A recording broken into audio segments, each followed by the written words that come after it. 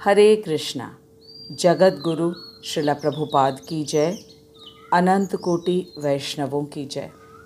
आज हम भगवद गीता यथारूप के 7वें अध्याय के श्लोक संख्या 8 का अध्ययन करने वाले हैं। 7वें अध्याय का नाम है भगवद ज्ञान या भगवान का ज्ञान विज्ञान योग। इस अध्याय में अब तक भगवान ने हमें अपनी शक्तियों के विषय में बताया है तथा हमने जाना कि यह संपूर्ण सृष्टि का सृजन भगवान ने अपनी बहिरंगा तथा अंतरंगा शक्तियों के द्वारा किया है। हमने ये भी जाना कि भगवान की दोनों शक्तियाँ एक दूसरे के परस्पर सहयोग से तथा भगवान की इच्छा अनुसार सृष्टि का सृजन करती हैं। भगवान ने पिछले श्लोक में ये भी बताया कि एकमात्र भगवान ही सर्वश्रेष्ठ हैं और वे ही समस्त कारणों के परम कारण हैं और सब कुछ उन्हीं पर स्थित है, बिल्कुल उसी तरह जिस प्रकार मोतियां धागे में गुथे रहते हैं। धागा दिखाई नहीं देता, लेकिन धागे के कारण ही माला का अस्तित्व होता है, अन्यथा एक एक मोती बिखर जाएगा। बिल्कुल इसी तरह इस दृश्य जगत में हम जो कुछ भी देखते हैं वह सब कुछ भगवान की अंतरंगा और बहिरंगा शक्तियों के द्वारा ही बना है तथा जीवित है। जैसे कि पहाड़, पर्वत, समुद्र, नदियाँ, वृक्ष, पशु, पक्षी, पानी वाले जीव, जमीन पर या जमीन के नीचे रेंगने वाले जीव, सब कुछ भगवान की अंतरंगा एवं बहिरंगा शक्तियों से ही बना है। भगवान की बहिरंगा शक्ति से पृथ्वी, जल, अग्नि, वायु तथा आकाश बना है। इससे स्थूल शरीर का निर्माण होता है और साथ ही मन, बुद्धि, अहंकार भी बहिरंगा शक्ति के द्वारा निर्मित सूक्ष्म तत्व है। यह 8 तत्व भगवान की बहिरंगा शक्ति है, जिससे सभी प्राणियों का भौतिक शरीर का निर्माण होता है। बहिरंगा शक्ति या एक्सटर्नल एनर्जी को अपराशक्ति भी कहते हैं और यह भगवान की निकृष्ट शक्ति है। निकृष्ट अर्थात इन्फीरियर। इसे निकृष्ट या इन्फीरियर इसलिए कहा जाता है क्योंकि यह भौतिक शरीर या मटीरियल बॉडी की जननी है। यह भौतिक शरीर तब तक बेकार है जब तक इसमें आत्मा और परमात्मा का वास नहीं होता, और यह आत्मा और परमात्मा भगवान की अंतरंगा शक्ति का अंश है। जब तक किसी भी भौतिक शरीर में आत्मा और परमात्मा का वास होता है, तभी तक उस भौतिक शरीर का मूल्य होता है, और जैसे ही आत्मा और परमात्मा किसी शरीर को त्याग देते हैं तो वह शरीर किसी काम का नहीं रहता है। ऐसे शरीर का या तो अग्नि में दाह संस्कार करते हैं या भूमि में दफन करते हैं या जंगली पशु या चील गिद्धों का भोजन बनता है। इसी कारण आत्मा या परमात्मा को उत्कृष्ट शक्ति कहते हैं और पृथ्वी, जल, वायु, अग्नि तथा आकाश को निकृष्ट शक्ति कहते हैं। पिछले श्लोक से हमने ये भी जाना कि दोनों अंतरंगा तथा बहिरंगा, इनमें से कोई भी शक्ति अकेले सृष्टि का सृजन नहीं कर सकती। उदाहरण के लिए पृथ्वी, जल, वायु, अग्नि तथा आकाश से बना हुआ ईंट, सीमेंट, बालू हो, लेकिन बिना किसी व्यक्ति के कोई घर या गगनचुंबी इमारत या फैक्ट्री नहीं बन सकता। और दूसरी ओर व्यक्ति हो, लेकिन यदि ये भौतिक वस्तुएं ना हो तब भी कुछ निर्माण नहीं हो सकेगा। निष्कर्ष ये निकला कि दोनों शक्तियाँ आपसी सहयोग से ही भगवान की इच्छा अनुसार इस पूरी सृष्टि का सृजन का कार्य करती हैं। तथा इस पूरी सृष्टि को जीवित भी करती हैं, क्योंकि दोनों शक्तियाँ भगवान की शक्तियाँ हैं तथा उनकी इच्छा के अनुसार ही कार्य करती हैं। इसीलिए भगवान ही एकमात्र परम आधार हुए। वे ही समस्त कारणों के परम कारण हैं। इसीलिए पिछले श्लोक में भगवान ने कहा कि सब कुछ अर्थात संपूर्ण सृष्टि उन्हीं पर आश्रित है। बिल्कुल उसी तरह जैसे कि एक माला के धागे में मोती पिरोए रहते हैं। यह भगवान का अंतर्यामी स्वरूप। जैसे मोतियों की माला में धागा दिखाई नहीं देता, वैसे ही प्रत्यक्ष रूप से प्रत्येक जीवात्मा में भगवान श्री कृष्ण दिखाई नहीं देते, लेकिन हैं तो वे हर जगह हर जगत की वस्तु में हैं तथा प्रत्येक प्राणी के साथ वे उसके हृदय में परमात्मा स्वरूप में वास करते हैं। यही है भगवान का सर्वव्यापी तथा अंतर्यामी रूप। ये थी पिछले श्लोक की सार रूप में पुनरावृत्ति। आइए अब हम आज के श्लोक को आरंभ करते हैं। रसोहम अप्सु कौन्तेय प्रभा अस्मि शशि सूर्योः प्रणवः सर्ववेदेषु शब्दः खे पौरुषं नृषु। रसोहम अप्सु कौन्तेय प्रभा अस्मि शशि सूर्योः प्रणवः सर्ववेदेषु शब्दः खे पौरुषं नृषु। रसोहम अप्सु कौन्तेय प्रभा अस्मि शशि सूर्योः प्रणवः सर्ववेदेषु शब्दः खे पौरुषं नृषु। भगवान अर्जुन से कह रहे हैं, हे कुंती पुत्र, मैं जल का स्वाद हूँ, सूर्य तथा चंद्रमा का प्रकाश हूँ, वैदिक मंत्रों का ओंकार हूँ, आकाश में ध्वनि हूँ तथा मनुष्यों में सामर्थ हूँ। भगवान ने अर्जुन से कहा कि वे जल का स्वाद हैं, सूर्य तथा चंद्रमा का प्रकाश हैं, वैदिक मंत्रों में ओंकार हैं भगवान, आकाश में ध्वनि तथा मनुष्यों में सामर्थ है।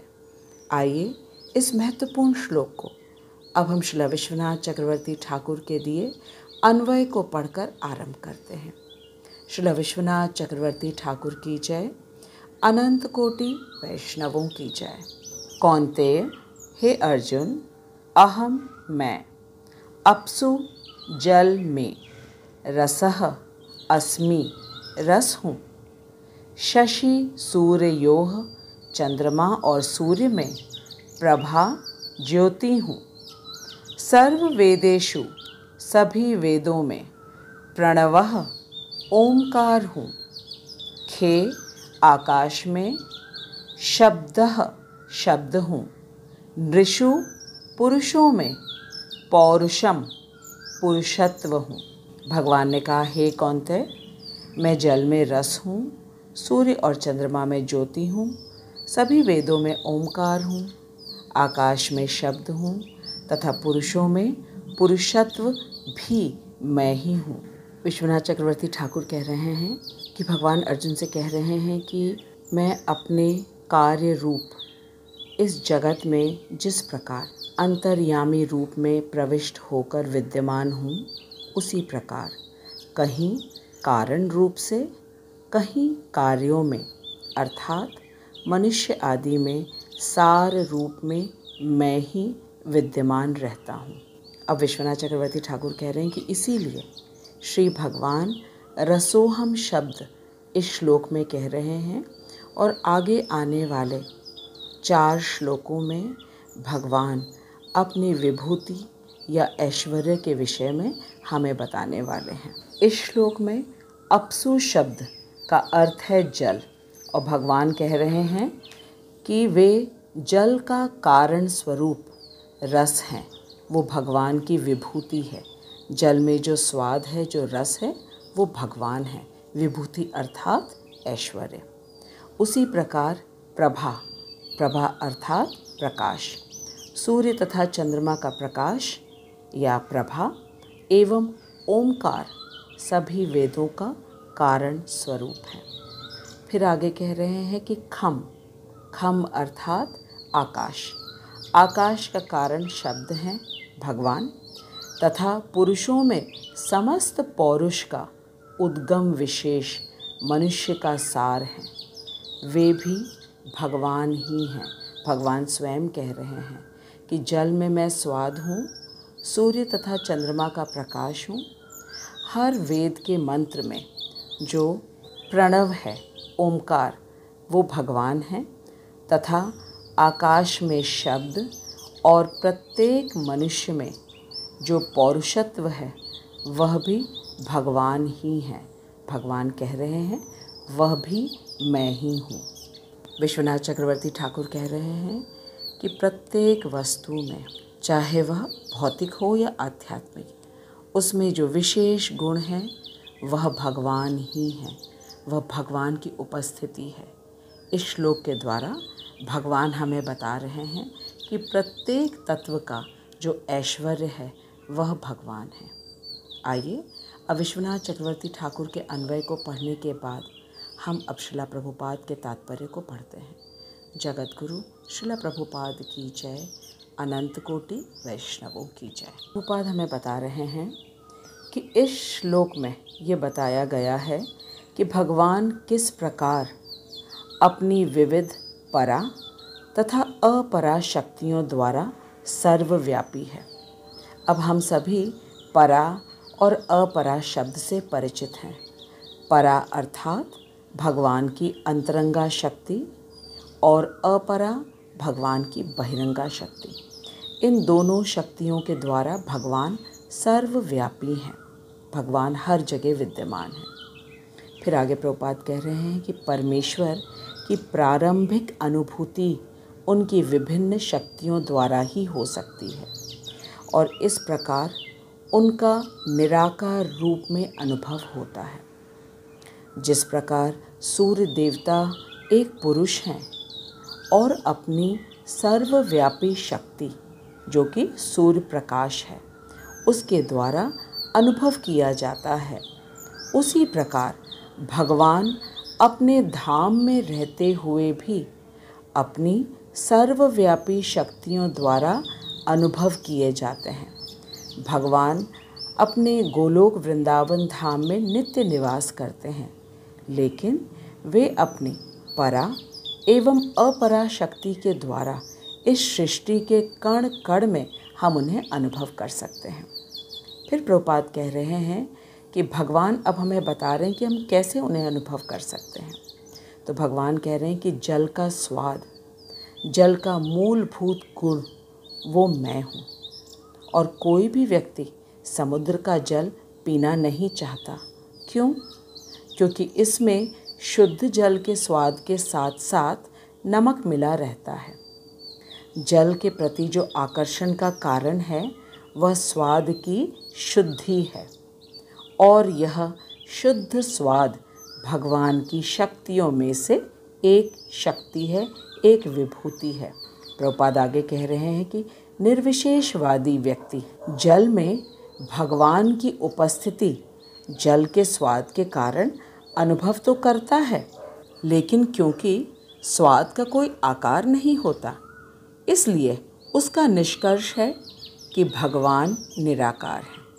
और वहीं सगुणवादी भगवान का गुणगान करता है। वह कहता है कि हे भगवान, आपने हमें हमारी प्यास बुझाने के लिए सुस्वादु जल प्रदान किया है। यही अंतर है निराकारवादी और भगवान के भक्त में। प्रभुपाद आगे कह रहे हैं कि परमेश्वर को अनुभव करने की यही विधि है। निराकारवादी निराकार रूप में उन्हें अनुभव करते हैं और भक्त उन्हें साकार रूप में, नंद नंदन के रूप में, मुरलीधर के रूप में अनुभव करते हैं और भगवान से कहते हैं कि भगवान, आपने हमारी प्यास बुझाने के लिए यह सुस्वाद जल दिया है और इस जल में जो स्वाद है वो आप ही हैं। फिर आगे प्रभुपाद कह रहे हैं कि व्यवहारतः सगुणवाद तथा निर्विशेषवाद में कोई मतभेद नहीं है।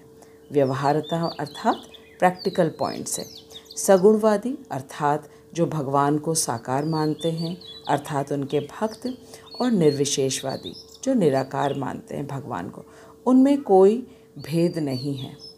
जो ईश्वर को जानता है वह यह भी जानता है कि प्रत्येक वस्तु में एक साथ सगुण बोध तथा निर्गुण बोध निहित होता है और इनमें कोई विरोध नहीं है। प्रभुपाद के कहने का तात्पर्य है कि भगवान साकार भी हैं और निराकार भी हैं, इसलिए जो सगुणवादी हैं या निर्विशेषवादी उनमें कोई मतभेद नहीं है। बस जो ये जानता है कि भगवान दोनों ही हैं, भगवान साकार भी हैं और निराकार भी हैं, क्योंकि प्रत्येक वस्तु में जो ऐश्वर्य है, जो उसका गुण है, वो निराकार है और भगवान से आ रहा है तो भगवान साकार है। तो भगवान की निराकार अनुभूति भी है और साकार भगवान प्रत्यक्ष रूप से गोलोक वृंदावन धाम में है। इस बात का जिसे ज्ञान होता है तो इसमें कोई आपस में विरोध नहीं है कि साकार भी हैं भगवान, निराकार भी हैं। फिर आगे प्रभुपाद कह रहे हैं कि भगवान चैतन्य ने अपना शुद्ध सिद्धांत प्रतिपादित किया है और वो क्या है? अचिंत्य भेदाभेद। भगवान कह रहे हैं कि भगवान चैतन्य कह रहे हैं कि भगवान जो हैं वो निराकार भी हैं और साकार भी हैं और इन दोनों में अचिंत्य भेदाभेद है। मनुष्य की चिंता शक्ति के परे हैं भगवान, और भगवान निराकार भी हैं और साकार भी हैं, इसीलिए उन्हें अचिंत्य भेदाभेद कहा जाता है। फिर आगे श्रील प्रभुपाद कह रहे हैं कि सूर्य तथा चंद्रमा का प्रकाश भी मूलतः ब्रह्म ज्योति से निकलता है और ब्रह्म ज्योति भगवान का निर्विशेष प्रकाश है।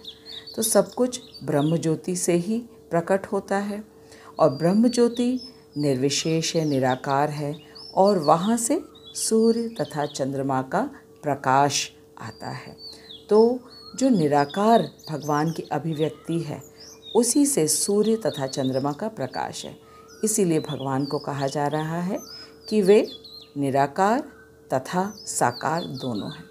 फिर आगे प्रभुपाद कह रहे हैं कि प्रणव या ओमकार प्रत्येक वैदिक मंत्र के प्रारंभ में भगवान को संबोधित करने के लिए प्रयुक्त एक दिव्य ध्वनि है, क्योंकि निर्विशेषवादी परमेश्वर कृष्ण को उनके असंख्य नामों के द्वारा पुकारने से भयभीत रहते हैं, अतः वे ओमकार का उच्चारण करते हैं। क्योंकि वे यदि भगवान के प्रत्येक नाम से उन्हें वे पुकारने लगे तो उन्हें अपना सिद्धांत गलत ठहराना पड़ेगा कि भगवान निराकार हैं, इसीलिए वे ओमकार का उच्चारण करते हैं, किंतु उन्हें इसकी तनिक भी अनुभूति नहीं होती है कि ओमकार कृष्ण का शब्द स्वरूप है। हर वैदिक मंत्र में जो ओमकार है वह कृष्ण का शब्द स्वरूप है और जो निराकारवादी है वो वैदिक मंत्रों का उच्चारण करते हैं, केवल वे भगवान को साकार नहीं मानते और वे ये नहीं जानते कि हर वेद के मंत्र के जो प्रारंभ में ओम बोला जाता है वह भगवान कृष्ण का शाब्दिक स्वरूप है। कृष्ण भावनामृत का क्षेत्र व्यापक है और जो इस भावनामृत को जानता है वह धन्य है। श्रील प्रभुपाद कह रहे हैं कि कृष्ण भावनामृत का क्षेत्र बहुत व्यापक है, क्योंकि पूरी सृष्टि भगवान की बहिरंगा और अंतरंगा शक्ति से सृजित है और ये निराकार भी है और ये साकार भी है। तो जो व्यक्ति गुरु परंपरा से गुरु का चरणाश्रय ग्रहण करके कृष्ण भावनामृत हो गया है, उसे ये मालूम है कि कृष्ण भावनामृत पूरी तरीके से सर्वव्यापी है। कृष्ण भावना पूरी तरीके से पूरी सृष्टि में व्याप्त है और वही व्यक्ति सही मायने में धन्य है, क्योंकि वह कृष्ण को साकार तथा निराकार दोनों रूप में जानता है। फिर आगे प्रभुपाद कह रहे हैं कि जो कृष्ण को नहीं जानते वे मोहग्रस्त रहते हैं। अतः कृष्ण का ज्ञान मुक्ति है और उनके प्रति अज्ञान ही बंधन है। जो कृष्ण को नहीं जानते अर्थात कृष्ण जो मुरलीधर हैं, कृष्ण का साकार स्वरूप जो वे नहीं जानते हैं, वे व्यक्ति मोहग्रस्त रहते हैं, क्योंकि फिर वे ये भी नहीं जानते कि वे कृष्ण के अंश हैं और कृष्ण का अंश होने के नाते उनका परम कर्तव्य है कि वे कृष्ण की प्रेममयी सेवा करें।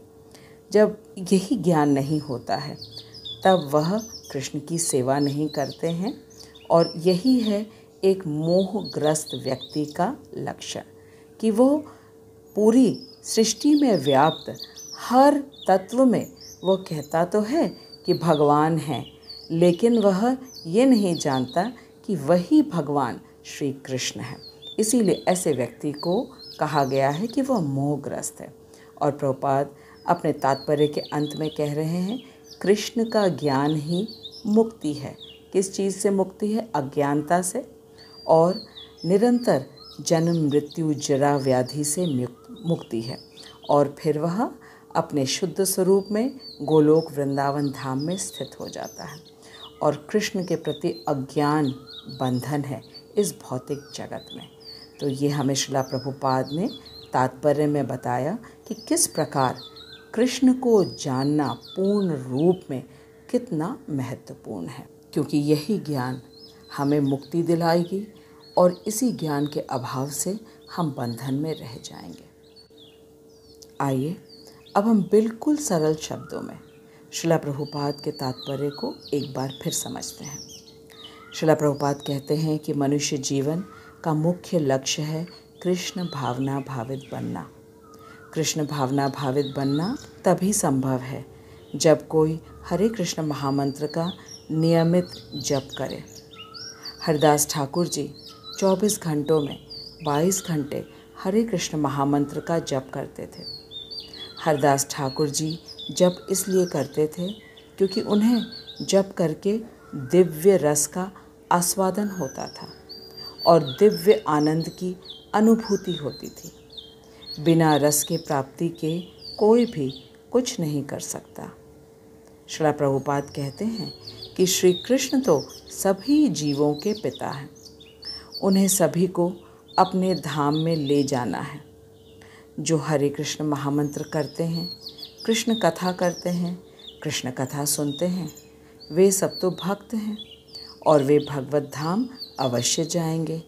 लेकिन जो हरे कृष्ण महामंत्र नहीं करते, कृष्ण कथा का श्रवण नहीं करते, उन्हें भी तो श्री कृष्ण को अपने धाम लेके जाना है, क्योंकि सभी तो उनकी संतान हैं।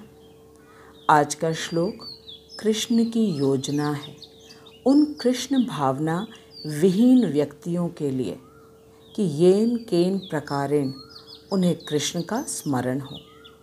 श्रीला प्रभुपाद कह रहे हैं कि यह कृष्ण की युक्ति है उन कृष्ण भावना विहीन व्यक्तियों को कृष्ण भावना भावित बनाने के लिए।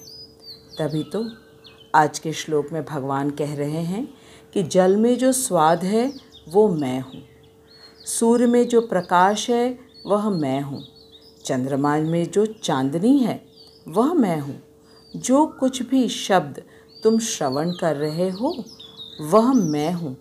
प्रत्येक वैदिक मंत्र के आरंभ में जो ओम है वह मैं हूँ तथा प्रत्येक मनुष्य में जो सामर्थ्य है वह मैं हूँ। यहाँ मैं का अर्थ है श्री कृष्ण। श्रीला प्रभुपाद कह रहे हैं कि आज के श्लोक में जो पहला शब्द है रसोहम अपसु, इसमें अहम शब्द बहुत महत्वपूर्ण है। इस अहम शब्द से यह स्पष्ट निर्देश हो रहा है कि कृष्ण पुरुष हैं जो कि अर्जुन के समक्ष खड़े हैं कुरुक्षेत्र के युद्ध भूमि में और अर्जुन से कह रहे हैं कि जल का स्वाद मैं हूँ, सूर्य और चंद्रमा का प्रकाश मैं हूँ, सभी व्यक्तियों का सामर्थ्य मैं हूँ, समस्त वैदिक मंत्रों में ओमकार मैं हूँ। अतः कृष्ण साकार हैं और साथ ही वे निराकार भी हैं। वे निराकार इस प्रकार हैं कि प्रत्येक तत्व में जो गुण है वह कृष्ण का निराकार स्वरूप है। स्वाद का कोई आकार नहीं होता, प्रकाश का कोई आकार नहीं होता, शब्द का कोई आकार नहीं होता और सामर्थ्य का भी कोई आकार नहीं होता। अतः ये सिद्ध हुआ कि कृष्ण साकार और निराकार दोनों हैं तथा कृष्ण हर जगह में वे सर्वव्यापी हैं, वे अंतर्यामी हैं और वे सदा अपने गोलोक वृंदावन में द्विभुज मुरलीधारी कृष्ण के रूप में नित्य निवास करते हैं। यह है कृष्ण का ऐश्वर्य। श्रील प्रभुपाद हमसे कह रहे हैं कि आज के श्लोक को बोलने का मुख्य कारण यह है कि प्रत्येक व्यक्ति जल तो पीता है, वह सुबह सूर्य को भी देखता है और हर रात को चंद्रमा को भी देखता है। उसे भले ही हरे कृष्ण महामंत्र पसंद ना हो, लेकिन यदि वह ओम भूर्भुवः स्वः गायत्री मंत्र बोलता हो या ओम नमो भगवते वासुदेवाय नमः बोलता हो, तो इन मंत्रों में जो ओम है वह कृष्ण का शब्द स्वरूप है। कहने का तात्पर्य यह है कि हम भगवान को कैसे भी अनुभव कर सकते हैं। हम भगवान का स्मरण हर प्रकार से कर सकते हैं। जल तो हम सभी पीते हैं, जल के बिना कोई काम नहीं हो सकता है। सुबह उठने से लेकर रात तक हम सभी जल का प्रयोग किसी न किसी रूप में अवश्य करते हैं। आवश्यकता बस ये है कि हम यह ज्ञान लें कि जिस जल का हम उपयोग कर रहे हैं हर समय, उसकी जो शुद्धता है, उसका जो स्वाद है, वह श्री कृष्ण है। तो यदि हम जल पीते समय ये सोचें कि इस जल का स्वाद जिससे मेरी प्यास बुझ रही है वह कृष्ण है, तो हमें कृष्ण का स्मरण हो जाएगा। उसी प्रकार स्नान करते समय, कपड़े धोते समय, घर की सफाई करते समय, रसोई में खाना पकाते समय और अपने गाड़ी, स्कूटर, मोटरसाइकिल को जब हम पानी से धोते हैं उस समय यदि हम श्री कृष्ण को याद कर लें तो हम सभी धीरे धीरे कृष्ण भावना भावित बन जाएंगे। हम जब भी सूर्य का प्रकाश देखें, चंद्रमा की चांदनी को देखें और हमें ये लगे कि कितना सुंदर है, तो हमें ये तुरंत ही स्मरण होना चाहिए कि सूर्य का प्रकाश, चंद्रमा की चांदनी और इनकी सुंदरता श्री कृष्ण है। सूर्य और चंद्रमा श्री कृष्ण की दो आँखें हैं। इस प्रकार हम कृष्ण को हमेशा याद रख सकते हैं। फिर जब हम किसी भी ध्वनि को सुने तो तुरंत हमें ये याद आना चाहिए कि हम ध्वनि आकाश के कारण ही सुन पा रहे हैं। आकाश का गुण है शब्द और आकाश कृष्ण की बहिरंगा शक्ति का एक तत्व है। इस प्रकार शब्द सुनते समय हमें कृष्ण का स्मरण होगा। फिर चाहे वो पक्षियों की आवाज़ हो, हवा की आवाज़ हो, पेड़ों की आवाज़ हो, पशुओं की आवाज़ हो या बादलों की गड़गड़ाहट हो या मनुष्यों की, ये सभी आवाज़ आकाश के कारण ही हम सुन पा रहे हैं। इस प्रकार प्रत्येक ध्वनि से हमें कृष्ण का स्मरण होगा।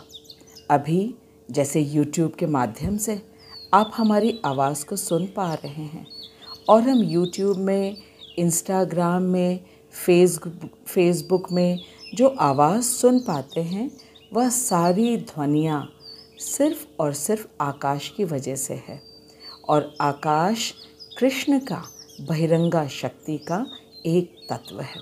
तो जब हमें ये मालूम है कि कृष्ण ही शब्द के रूप में आकाश में हैं, तो हमें निश्चित रूप से किसी भी ध्वनि को सुनते समय कृष्ण का स्मरण अवश्य होगा। फिर आगे प्रभुपाद और हमें बता रहे हैं कि जब भी कभी हम किसी व्यक्ति की किसी कला को देखते हैं, जैसे कि कोई बहुत अच्छा बोलता है, कोई बहुत अच्छा गाता है या नृत्य करता है, अभिनय करता है, मृदंग बजाता है, करताल बजाता है, कीर्तन करता है, या बहुत अच्छा भगवान के लिए भोग प्रसाद बनाता है, कोई बहुत अच्छा शिक्षक है, कोई बहुत अच्छा वकील है, इंजीनियर है, डॉक्टर है, जो कुछ भी सामर्थ्य है, कला है, कुछ भी, कोई बहुत अच्छी चित्रकारी करता है, कोई बहुत अच्छा रंग भरता है, तो जो कुछ भी कला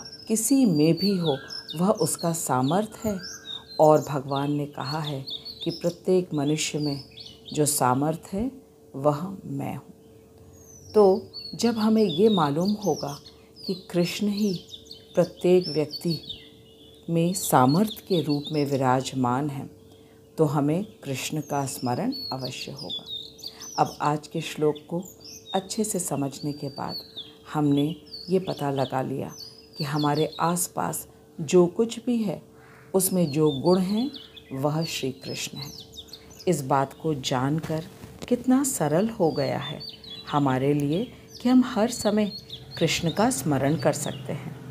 मैं आशा करती हूँ कि अब हम सभी को पानी पीते समय, नहाते समय, पानी से कोई और कार्य करते समय, सूर्य और चंद्रमा को देखकर या कोई आवाज़ को सुनकर या किसी व्यक्ति में उसकी किसी कला को देखकर बहुत ही आसानी से कृष्ण का स्मरण हो जाएगा। श्रीला प्रभुपाद कह रहे हैं कि कृष्ण भक्ति के 9 अंगों में से श्रवण, कीर्तन तथा स्मरण मुख्य हैं। और जब किसी को निरंतर कृष्ण का स्मरण होता रहेगा तो उसे कृष्ण में आसक्ति अवश्य हो जाएगी, और आसक्ति होने से कृष्ण के प्रति भावमयी सेवा आरंभ हो जाता है। जो कृष्ण की भावमयी प्रेम पूर्वक सेवा करने लगता है उसे जीवन की परम सिद्धि प्राप्त हो जाती है। हम सभी धीरे धीरे इस स्तर तक पहुँचेंगे। इसीलिए कृष्ण हमें अपने बारे में सब कुछ बता रहे हैं। कृष्ण का ज्ञान ही मुक्ति है और उनके प्रति अज्ञान ही बंधन है। तभी तो हम सब मिलकर के कृष्ण का ज्ञान कृष्ण से श्रीला प्रभुपाद के द्वारा ले रहे हैं। मुझे पूर्ण विश्वास है कि आज के श्लोक को हम सभी खूब अच्छे से समझ गए हैं और ये भी जान गए हैं कि कृष्ण ही सभी वस्तुओं का सार या मूल हैं। वे जल के स्वाद से लेकर आकाश के सूर्य और चंद्रमा की चमक तक कृष्ण ही सबके मूल आधार हैं।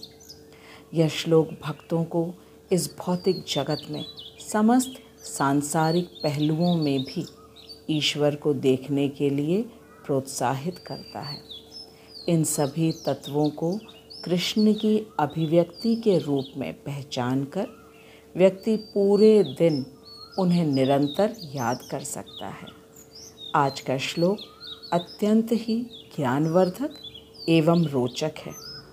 यदि हम थोड़ा सा भी समझने का प्रयास करेंगे तो ये अवश्य ही समझ जाएंगे कि कृष्ण भावना भावित होने से हम सभी का कल्याण होगा और कृष्ण भावना भावित इतनी सरलता से हम बन सकते हैं।